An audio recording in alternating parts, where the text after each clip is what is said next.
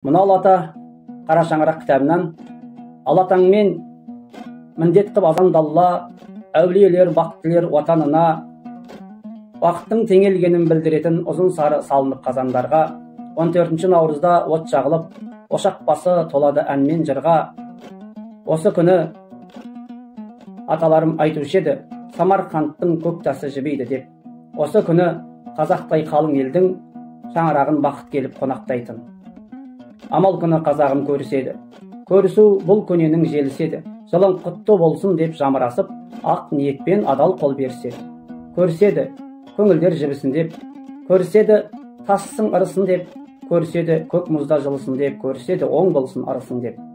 Көріседі, қайғына кетіруге. Көріседі, қайтадан жетілуге. Ағайынды араздық ірітеді. Ауыз бірлік ынтымақ үгітемі. Ескі жылды қатқан мұз қалған сызды көріскен сон көңілмен жібітеді. Бұл дәстүрді бұзуға еш бата алмайды, тірі пенде тып-тыныш жата алмайды. Ырысалды ынтымақ бірлік қой деп, абыздар алыстан мақалдайды.